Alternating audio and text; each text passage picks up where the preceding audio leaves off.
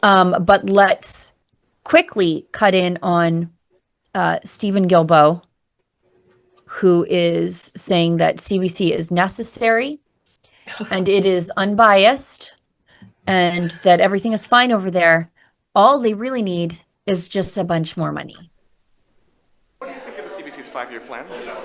I think there's lots of really good elements in this plan. I really like the fact that the public broadcaster wants to invest more in local news across the country. You saw some of that. Certainly, we think that more, if we can, as you know, we committed to invest more in the public broadcaster, and we believe that those additional resources will help them make sure that Canadians have access to more information, non-biased information, and more local news across the country. And to be clear, that'll be in the budget, that promised funding. I'm not the finance minister. I don't know what's going to be in the budget. You're the heritage minister.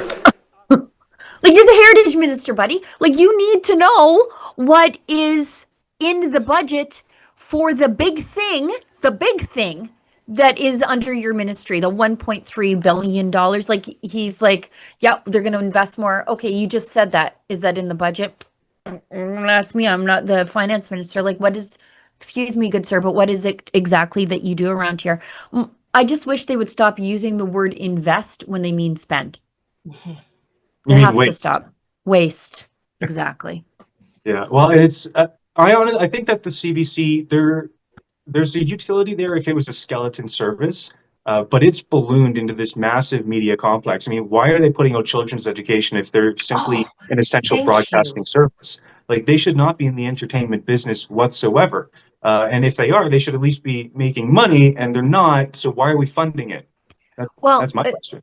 I think in 2025, in the age of the internet and Starlink, what is it exactly that CBC provides that could not be provided elsewhere? And I think the answer is nothing.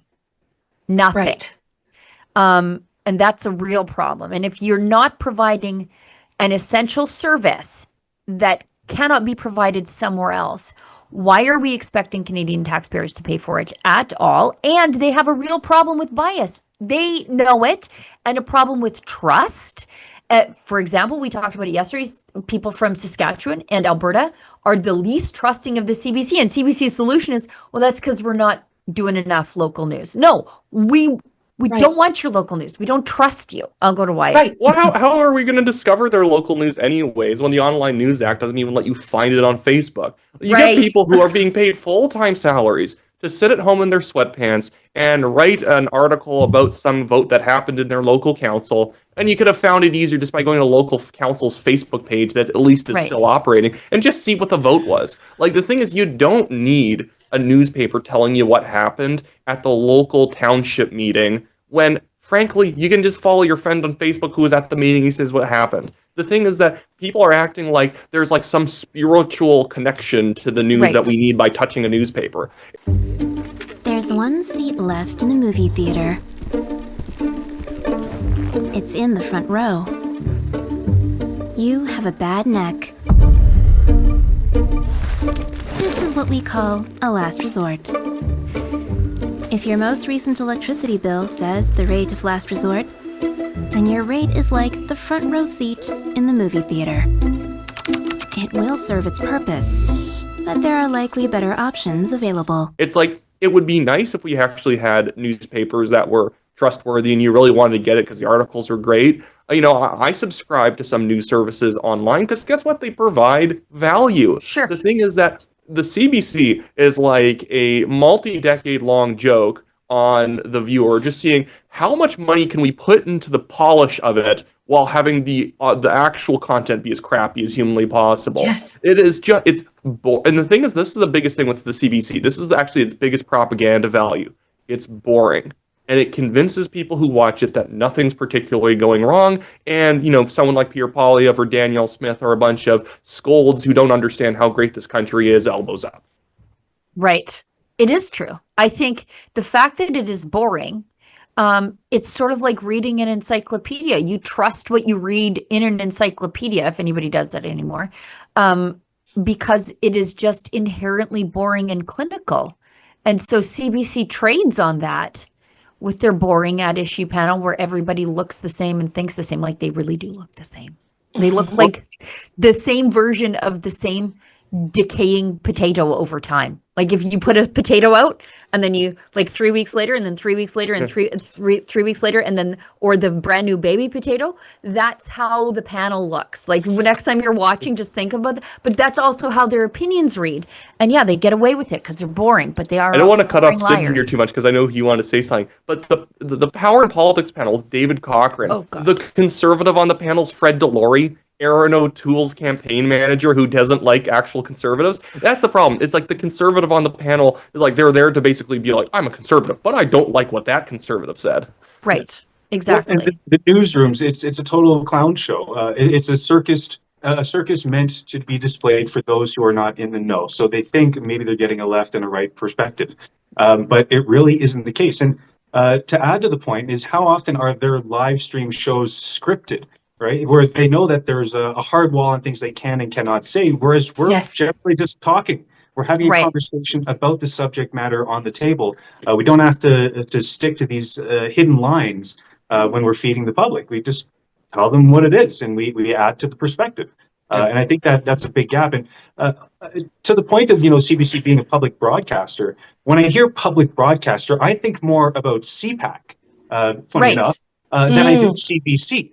And it's funny how there's this disconnect here. We've got a government public broadcaster. They should perhaps be filling that spot of having the debates, although we saw how horribly that turned out when we attended that, because of how politically biased they are. They can't present a neutral service to the public. And if they can't do that, burn the budget. If you're having a panel for politicians, how about have the party select who they want to go sit on the panel? Because at least it's that party's most purest view point being presented, rather than, well, we found a conservative guy out behind the dumpster and he's going to come on to the show and tell you why actually the Liberals, what they said was very incisive and intelligent.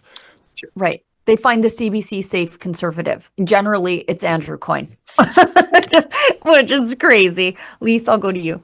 Well, contrary to what Steven Guilbeault said there, was the CBC is not interested in producing local or gaining a better local foothold. What they are investing in is children's programming and putting all of their eggs in TikTok and YouTube. So they're not interested in educating the public with opinions that we as friends here might hold. They're interested in indoctrinating our children with woke, crazy ideology of the far left. So the CBC platformed Buffy St. Marie for 5 decades. Buffy St. Marie was one of the child influencers of our generation, Sheila Gunn Reid. Maybe not these guys, they're a little bit younger than us, but I would keep a real keen eye, if I were a parent in Canada, about what CBC content is leaching through to our Canadian children, because it's going to be on TikTok, it's going to be on Snapchat, it's going to be on YouTube. It's not going to be on Facebook where there is a news ban. But that is because it's going to be in the classroom too. The kids don't hang out. The kids don't hang out on Facebook. They're in the other places, and that's where the CBC is going to be. So be vigilant. Canadian parents, be vigilant. It's going to be in the classroom too. That's for sure. Without question. Ugh. Without question.